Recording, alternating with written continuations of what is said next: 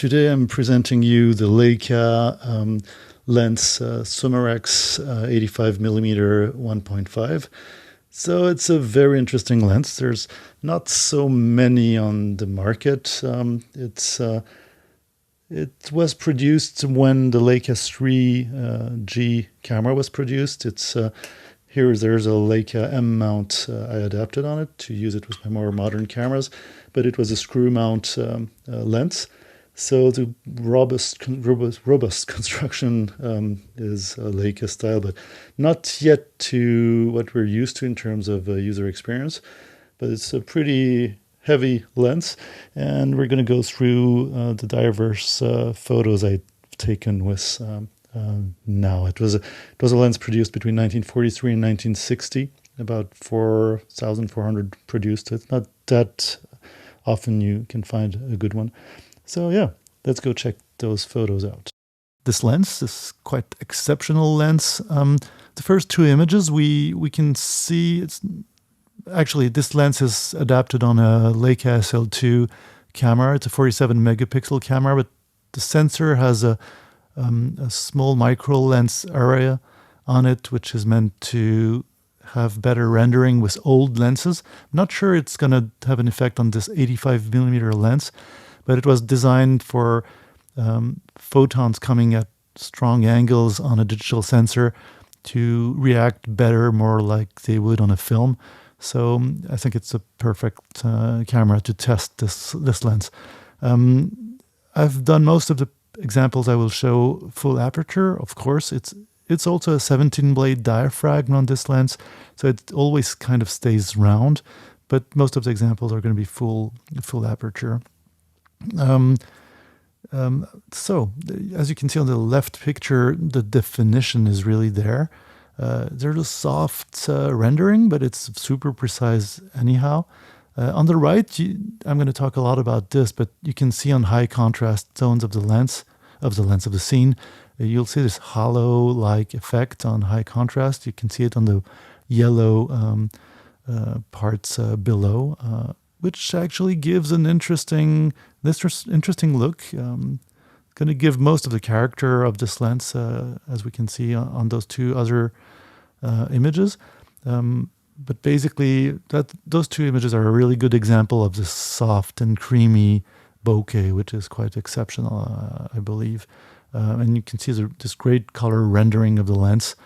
Of course, there's the rendering of the colors from the electronics and the science of the camera too, but it really is quite respectful of the real scenes, and the lens really adds some softness and warmth to the whole scene. The bokeh again on the right side, you could see it on the passengers in the bus, and you could see that the mountain range at far are still very precisely rendered. That's actually the Mount Esjan in the Reykjavik Bay. On the right, there's this really creamy bokeh on the fence on the first focal plane, and the mountains at far. You can see this hollow I was talking about and we saw before. You can find it almost everywhere in high contrasty zones, but it really adds to the composition. I found once you get used to it, and you understand that it's really sensitive to high contrast, as you can see on those two next pictures. Again, on the right, same mountain range from the Reykjavik Marina. It's a pleasure to use. Very good geometry. The vertical lines, horizontal lines are super straight. No perceivable deformation. And there's probably a little bit. It's an old lens, more than 50 years old. But to the view like this, it just feels straight. And again, you can see a little bit better the hollow effect on the light on the right lower part of the right photo. Interesting, we're going to see in the next pictures. It actually is pretty strong, but very respectful of the underlying subject geometry. So as you can see on the security on the policeman's van, yeah, the lights it actually reinforces the feeling you have when taking the picture, even in non-night situations. On the right, again, the fish, if you look carefully, the fish has this slightly increased luminosity linked to this halo effect. And here, two examples of very strong examples of this effect on those light bulbs on the left, almost at night, or in the bar, which gives some character to the photographs, obviously. Kind of reminds me of some lenses like the Summilux lenses in the Leica or the Noctilux, more the Summilux. It's really respectful of the underlying details, but brings something else to your composition. Here, those two photos in sort of concert situations, high contrast, artificial light. Yeah, again, you see how it renders soft and detailed at the same time. But actually, the picture on the right gives you an idea also. It's very prone to flare. You see this sort of semicircular effect on the performer on the right.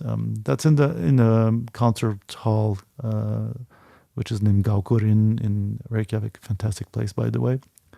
And yeah, again, let's try to see how it reacts. It looks like it's good in low lights, and that's northern lights. Lucky to be there with this lens at that time.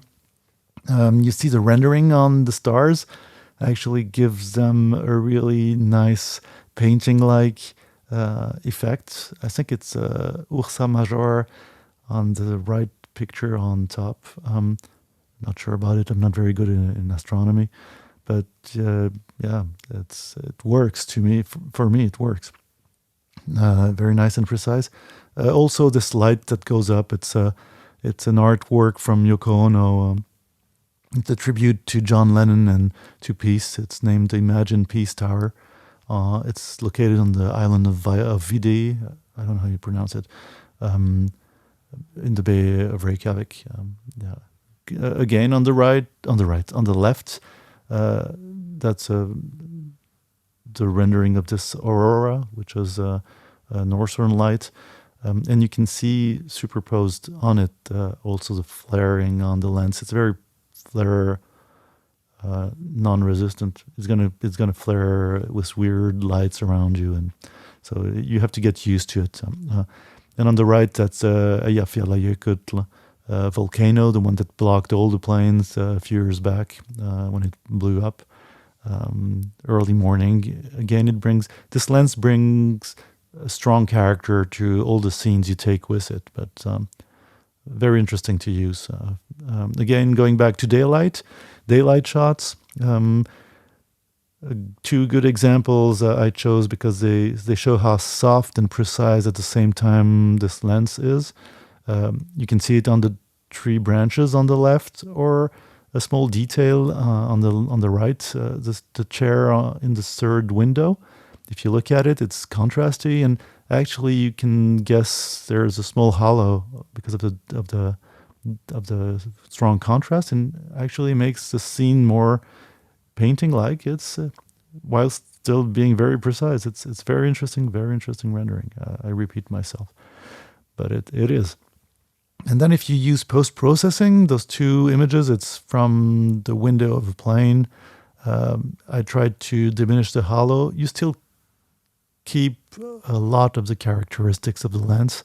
It's got this strong color rendering, which makes things soft, but it's very precise. Still have some halo. I didn't go to the maximum of the software, using Lightroom in this case. And on the right, you can see on the Vestmannaeyjaber Island, south of Iceland, you can actually, the small dots on the island, that's urban lights, and very precise rendering, but still lots of character, and yeah, very interesting lens to use if you can find one, borrow one, or yeah, it's really I would recommend using one. One extra thing with the Summarex is basically at the time they like to put everything together in a practical kit. So if you want the original cover, you will also have to use the lens flare protection here, which was made for. So it's the only way to put this original cover is to turn it around. It's a pretty smart system actually, but by today's standards it might not be as practical. And of course here the lens is with its attachment for the tripod, as I talked about before. And here it's original LTM 39mm thread. So here it is.